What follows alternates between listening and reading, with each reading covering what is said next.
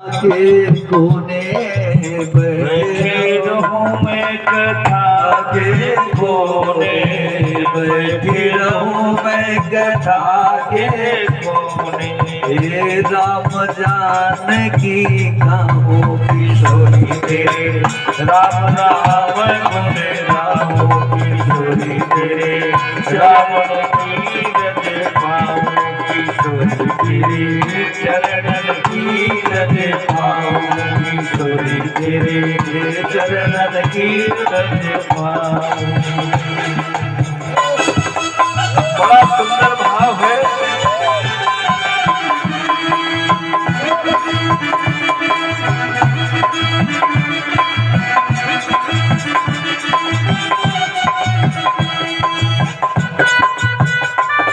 जय हो किशोरी मैया की,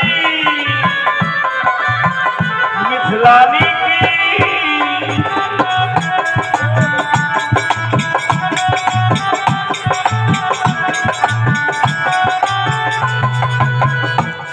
यही रज को जिस रज के कारण संत बन करके साधु बन करके और उसी रज के लिए तरस रहे हैं। देवता लोग तरसते हैं। आज वहां पे तोते, मोर और महाराज नाना प्रकार के जो पक्षी सब किशोरी जी से हाथ जोड़ रहे हैं। आज तुम गिरजा पूजन के लिए आई हो, आपके साथ में बहुत सी सखियां हैं और मैं जानता हूं मुझे शुभ सगुन हो रहा है कि आपका जो विवाह है हमारे राम जी से होगा। बोल सच्चिदानंद भगवान की जय। तो हे मां मुझे भी कुछ दे करके जाओ ना। सारे जो बिल में रहने वाले थे बिल में वो भी निकल आए बाहर, वो भी निकल आए। आज अलौकिक शोभा है श्री किशोरी जी की। 8 सखियां साथ में और वो एक सरोवर है बीच वाटिका में, एक सरोवर वहां पे वो स्नान करने के लिए उन्नत होती। कहा कि जही रज को ब्रह्मा शिव तरसत, जही रज को ब्रह्मा शिव तरसत, जही रज को ब्रह्मा शिव तरसत, जही रज को ब्रह्मा शिव तरसत। सोई रज शीस धराओ किशोरी तेरे, सोई रज शीस धराओ किशोरी तेरे, सोई रज शीस धराओ किशोरी तेरे चरणन की रज पाऊं किशोरी तेरे चरणन की रज पाऊं किशोरी तेरे चरणन की रज पाऊं किशोरी तेरे चरणन की रज पाऊं किशोरी तेरे चरणन की रज पाऊं किशोरी तेरे चरणन की रज पाऊं। बोले किशोरी मैया की जय, बोली मिथिलानियों की जय, रामलला सरकार की जय। आज मेरे राम जी भी पुष्प लेने के लिए द्वार पर पहुंच गए, उस वाटिका के द्वार पे खड़े हैं। कल की कथा में हमने बताया कि मालिनी बहुत झगड़ी, इतनी झगड़ी अपने पति से कि तुम तो ऐसे हो कि काम में लगे रहते हो, सारा दिन तुम्हें फुर्सत ही नहीं रहती। अरे सारे नगर के लोग नर नारी जितने भी थे उन्होंने उस मोहनी रूप को निरख करके निहाल हो गए और लूट करके आशीर्वाद सब लोग आनंदित हो गए, लेकिन आप नहीं गए। मालिनी ने कहा कि आपका बड़ा सीधा स्वभाव है कि आप नित्य प्रति बस इसी में लगे रहते हो। मालिनी कहने लगी कि हम तो पहुंच करके दर्शन कर लिए, लेकिन मालिक को देखिए कितना विश्वास है अपने भगवान के ऊपर। विश्वास कैसा होना चाहिए ये रामायण की कथा हमें बताती। वो कहता है कि एक राम मेरे एक दिन कुटिया पे जरूर आएंगे। सबरी ने भी यही कहा था। 127 वर्ष तक सबरी मैया भी अपने कुटिया में बैठी रह गई। सारे केस झड़ गए, सारे दांत मुख से निकल गए, लेकिन ज्योति कमजोर नहीं हुई, जिह्वा कमजोर नहीं हुई। शरीर जर्जर हो गया है, लेकिन शक्ति बहुत है सबरी के अंदर। लेकिन पूर्ण विश्वास था उनको कि मेरे गुरुदेव ने कहा है। देखिए गुरु के वचन पे कितनी, आज के लोग तो एक गुरु पकड़ते हैं फिर उसे छोड़ देते हैं। मैंने गुरु तो बनाया, लेकिन गुरु बनाते मेरी फैक्ट्री जो है बंद हो गई, अब मैं दूसरा गुरु बनाऊं। दूसरा बनाया, फिर काम नहीं चला, तीसरा बनाया, ऐसे आज खेल हो रहा है। लेकिन शबरी मैया उस मतंग ऋषि के ऊपर कितना बड़ा विश्वास करते हैं, कितना बड़ा विश्वास मतंग ऋषि पे, बहुत बड़ा विश्वास। मेरे गुरुदेव ने कहा है कि हे सबरी, एक दिन राम तुम्हारी कुटिया में आएंगे, राम एक दिन चल करके स्वयं आएंगे, ये विश्वास है। और एक स्थान पे अटल होकर के बैठे थे। आज वैसे ही महाराज जनक जी का माली है, पुष्प वाटिका की रखवाली करता है, सभी पुष्पों की रक्षा करता है। लेकिन आज वो कहता है मालिनी से कि तुम घबराओ नहीं, तुम तो चल करके गई थी देखने के लिए, आज मेरे राम जी अवश्य यहाँ आकर के पधारेंगे मेरे पास। राम जी खड़े हुए हैं, संग में लक्ष्मण भैया भी खड़े हुए हैं। राम जी हमारे मुस्कुरा रहे हैं सुनकर की बातें दोनों की, दोनों पति पत्नी की बातें सुन करके बड़ी मुस्कुरा रहे हैं। उधर देखो क्या कर रहे हैं। तब तक मालिनी जो थी, मालिन जो थी, वो मालिन की दृष्टि भगवान के मुखमंडल पे गया, और जैसे ही देखा तैसे बड़े जोर से चिल्लाई कि अब तो दौड़ करके तुम दर्शन कर लो, मेरे राम आ गए हैं जिन्होंने पूरे मिथिला को आनंदित कर दिया है, महाराज जनक जी के नगर को आनंदित कर दिया। वही आकर के खड़े हैं जो कल सब लोग छोड़ छोड़ करके अपने काम को भागते थे दर्शन करने के लिए, आज वही आए हुए हैं। और जा करके तुम देखो, पहुंच करके चरणों में गिर गया। माली पहुंच करके चरणों में भगवान के गिरा।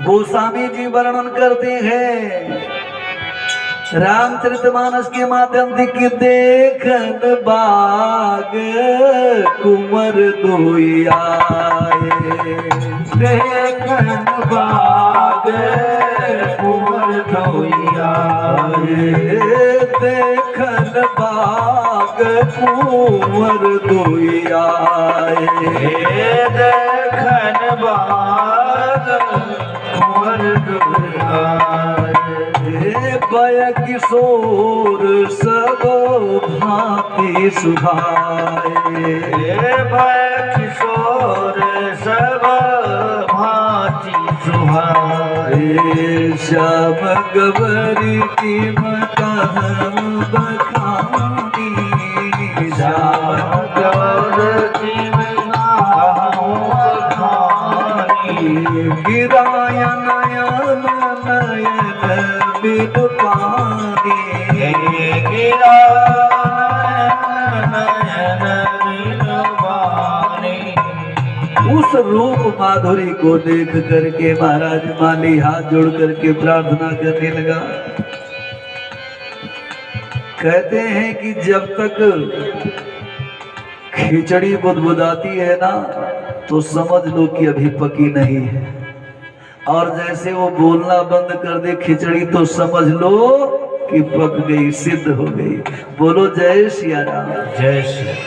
ये भगवान की ऐसी भक्ति की प्राणी बहुत बोलता है, बहुत चलता है, जब तक राम जी की भक्ति नहीं प्राप्त होती है, उसको भक्ति नहीं आती है, तब तक वो बहुत भागता, बहुत बड़बड़ाता है, बहुत चलता है।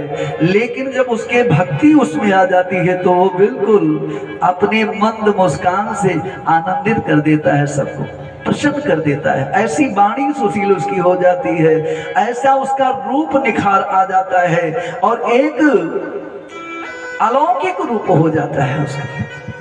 देख करके आज भक्ति जी का जो है, भक्ति और भगवान का संयोग है, दोनों का मिलन है। अंदर प्रवेश मेरे राम करते हैं। उस बाग में गए और जैसे वहां पहुंचते हैं, जितने भी वहां पुष्प फूले नहीं थे वो भी फूल गए। बोले रोज तो हम सूर्य नारायण भगवान की किरणें जब फूटती तब मैं फूलता हूँ, लेकिन आज अलौकिक सूर्य मेरे सामने आ गए हैं। बोलिए सियापति रामचंद्र की जय। अलौकिक सूर्य, ऐसे तो मेरा नियम है कि जब सूर्य भगवान उदय होते हैं, उनकी किरणें बिखरती हैं, तब मैं फूलता हूँ, लेकिन आज तो मेरे राम जी आ गए हैं। आज राम कृपा कर रही, मानो वो फूल सब पुष्प भगवान को इशारा कर रहे हैं कि हमें ले लो नाथ, मुझको लेकर के चलो गुरुदेव की पूजा में। मानो वो आवाज कर रहे हैं, उनको बुला रहे हैं, राम जी को बुला रहे हैं। हाँ, ऐसी कृपा भगवान की। कहते कि महाराज काशी यति उत्कंठ जागी। महाराज बड़ी उत्कंठा है, इधर तो भगवान जो हैं पुष्प को तोड़ रहे हैं, पुष्प को ले रहे हैं कि ऐसे क्वालिटी के, इतने क्वालिटी के पुष्प हैं कि भगवान सोचते हैं किस किस को लूं। अरे मैं तो करुणा के सागर राम हूं, और मेरी तरफ तो सब आनंदित होकर के मुझसे प्रार्थना कर रहे हैं कि मुझे लेकर के चलो, मुझे लेकर के चलो, मुझे भी हाथ लगा दो। लेकिन अब मैं लेके चलूं तो किसको लेकर के चलूं? भगवान बड़े असमंजस में पड़ गए और कहा कि आप जो है शांति रखो, सबको मैं लेकर के चलूंगा गुरुदेव की पूजा में। कहते हैं कि महाराज इधर अष्ट सखियां जो लेकर के महारानी किशोरी जी गई हुई हैं, वो सब स्नान बना करके वस्त्र धारण करके और जैसी तैयार हुई तो क्या होता है कि उधर से एक सखी निकल करके, और सब लोग तो उधर खड़ी हुई वस्त्र धारण कर रही, लेकिन एक सखी निकल करके थोड़ी जाती है बाहर की तरफ, और जैसे मेरे राम को देखा, नजर उसकी पड़ी तो वो बावली हो गई और कुछ बोल ही नहीं पा रही है। कहते हैं कि महाराज भागती हुई वापस जाकर के पहुंची, बड़ी जोर जोर से सांस ले रही है, सांसें उठा रही है। सखियों ने कहा क्या हुआ सखी तेरे को, क्या कैसी अवस्था है तुम्हारी? अरे कहा कल नगर में जो घूमने के लिए आए थी, भीड़ लगी हुई थी, पीछे पीछे सब लोग डोल रहे थे, आज वही दोनों राजकुमार जो है बाग में आए हुए हैं। महाराज इधर सखी ने जा करके उधर बताया, और इधर भगवान क्या करते हैं कि जैसे ही वो सबको बुला करके लेके चलती है, और भगवान की दृष्टि जैसे पड़ी उन सखियों के ऊपर, जनक नंदिनी के ऊपर, तैसे भगवान पसीने पसीने हो गए। आज देखिए मेरे भगवान की लीला कैसी है। आज किशोरी जी का दर्शन करते करते लक्ष्मण से कहते हैं कि भैया मुझे संभालो, मुझे संभालो, क्योंकि भाई भाई भी मर्यादा में रहते हैं, ऐसी बात नहीं कभी किया, लेकिन आज भगवान कहते हैं अपने मुखारबंद से कि हे लखन, आज ऐसा लगता है कि मानो कामदेव अपने सहायकों के साथ मेरे ऊपर युद्ध करने के लिए मेरे सामने आ गया हो। ऐसा भैया जब लक्ष्मण ने देखा, भगवान की तरफ तो देखा कि पसीने पसीने हो रहे हैं, बिंदियां पड़ी हुई हैं, और बिल्कुल ऐसे हो गए हैं कि जैसे मानो इनको क्या हो गया है। वो बावली सखी ने जानकी जी को बताया तो जानकी जी भी उधर से देखने चल दी, और जैसे चली तो क्या हुआ कि किंकिनी कंकनी नूपुर धोनी सोनी, किंकिनी कंकन नूपुर धोनी सोनी, किंकिनी कंकनी नूपुर धोनी सोनी।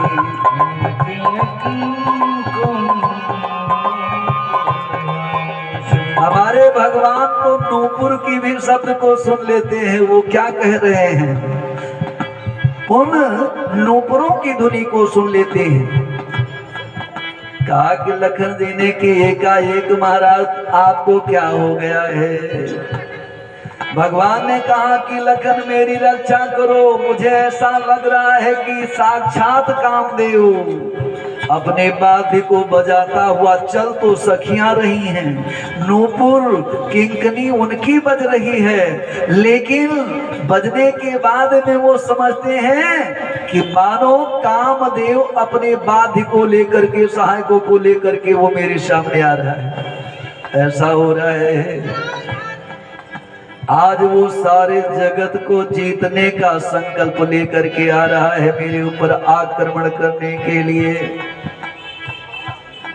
गोस्वामी जी ने वर्णन किया है कि मानहु मदन दूध बीदी, मानहु मदन दूध बीदी, मन सापी सभी जय कहाँ की, मन सापी जय बस कहाँ की, मानहु मदन दूध बीदी, मानहु मदन मन सापी सभी जय कहाँ की, मन सापी सभी जय कहाँ की। जय सिया राम जय जय सिया राम, बोलो जय सिया राम जय जय सिया राम। भगवान ने कहा लक्ष्मण तुम कभी हंसे नहीं, जैसे मैं नाम लेता था तो दौड़ पड़ते थे, लेकिन आज तुम मुझे देख करके हंसी कर रहे हो, हंस रहे हो, मुझे जाने क्या हो गया है। भगवान की दशा देख करके लक्ष्मण हंसने लगे, बोले भैया क्या बात है, आज तुमको क्या हो गया है। क्या वो बोलते हैं कि मानो मदन दुंदभी दीनी, उसने डंका बजा करके मेरे ऊपर सारे जगत को जीतना चाहता हो, आज मेरे सामने आ रहा है वो। हाँ भगवान ने कहा तो मेरे लक्ष्मण क्या करते हैं भैया, लक्ष्मण उठा करके सुंदर सुंदर पुष्प के गुच्छे भगवान को साजने लगे, भगवान को साजने लगे, केसों में गूंथने लगे। और महाराज मोर लोग जो चारों तरफ से वो नाच नाच करके अपने पंखों को सारा गिरा दिया, अपने पंखों को इतना नाचा भगवान को देख करके, इतने नाचे कि उनके सारे पंख ही गिर गए। लक्ष्मण जी ने पुष्पों के सुंदर सुंदर गुच्छे उठा करके भगवान के चारों तरफ सजाते हैं उनको, और सजाने के बाद में मोर पंख को उठा करके उन्होंने, एक मोर पंख उठा करके भगवान राम के सिर पे उन्होंने लगा दिया है। बोलिए श्री सीताराम जी महाराज की जय। आज प्रभु के केसों में डाल दिया है और दिव्य श्रृंगार करने लगे हैं। बोले कि प्रभु ऐसा मुझे हो रहा है कि आज कोई विशेष दर्शनार्थी आपका दर्शन करने आ रहा है। ये लक्ष्मण जी ने बता दिया कि उन्हीं के अनुरूप, आज मैं उन्हीं के अनुरूप आपका श्रृंगार करता हूं। और आज पहली बार भगवान ने, जीवन में पहली बार आज भगवान ने मोर का पंख धारण किया है। बोलो जय सिया राम। इसी के बाद मेरे राम ने कभी मोर का पंख धारण नहीं किया, एक बार, सिर्फ एक बार। आज मोर पंख और खूब सुंदर पुष्पों से सजा दिया है। आज तब धारण करते हैं जब प्रभु अत्यधिक श्रृंगार के भाव में है। कितना श्रृंगार कर दूं अपने राम का, कितना श्रृंगार कर दूं, क्योंकि जानकी जी का आज प्रथम मिलन है। आज किशोरी जी का प्रथम मिलन है। संयोग उपस्थित हुआ रहा है भगवान श्री राम।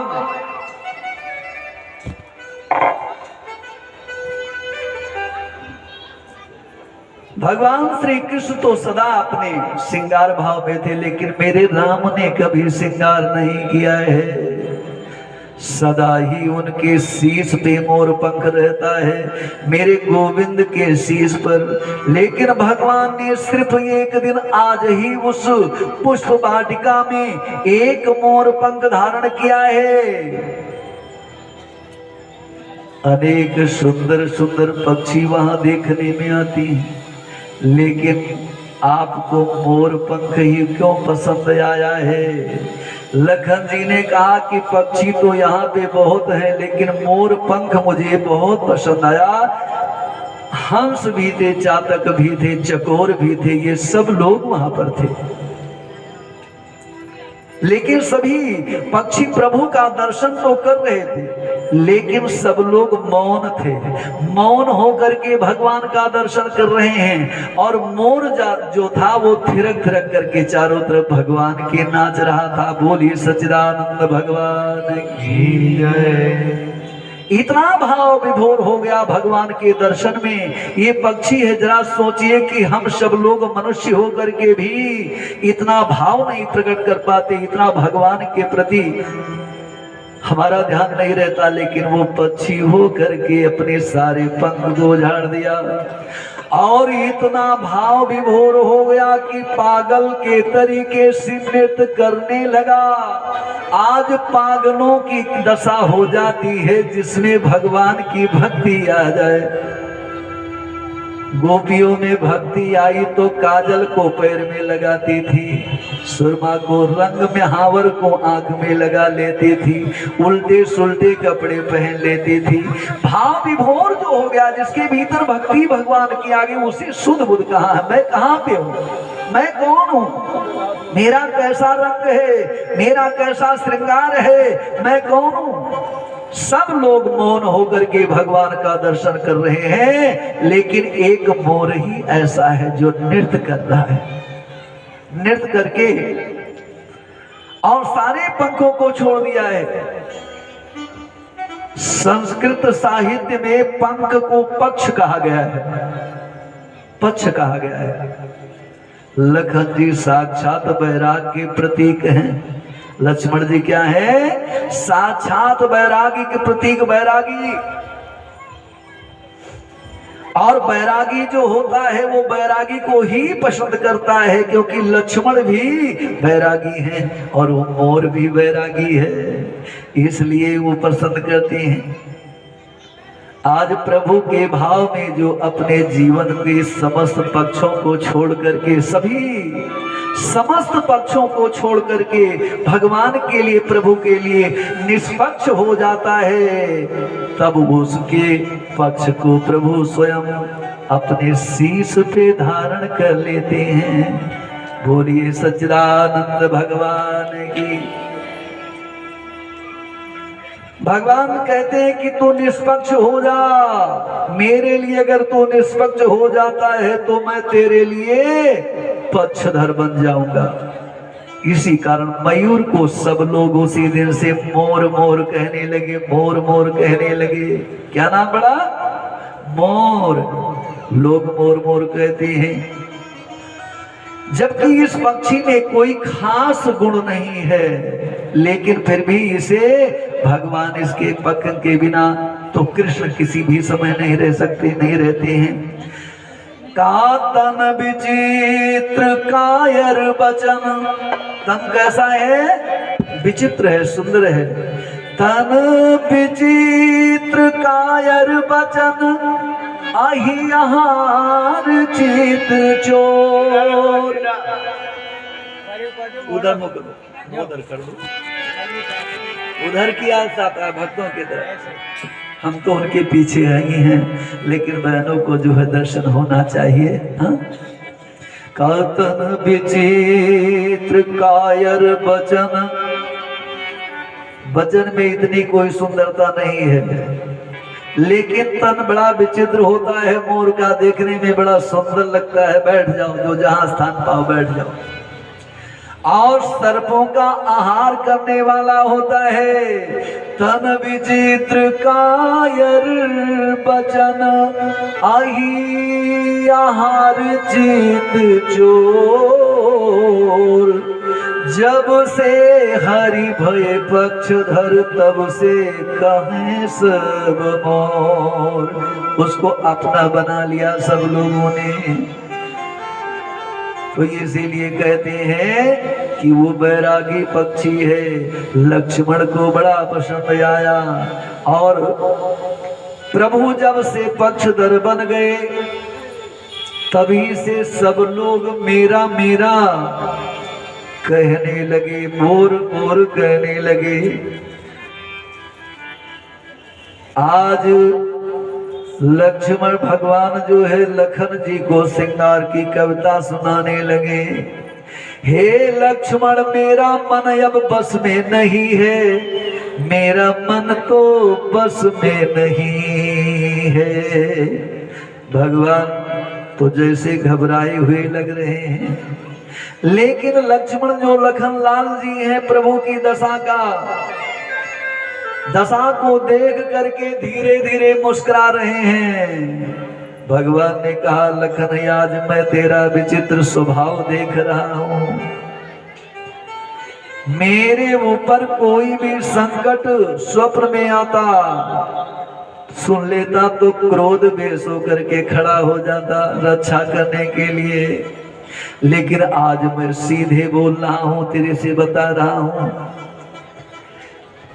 कि काम मेरे ऊपर आक्रमण कर रहा है। मैं बोल रहा हूं, तुमसे कई बार बोल दिया, लेकिन तू मुस्कुरा रहा है, खड़ा खड़ा मुस्कुरा रहा है। लक्ष्मण ने कहा कि भैया जहां राम तहां काम नहीं, जहां काम नहीं राम, तुलसी कैसे रही सके रवि रजनी।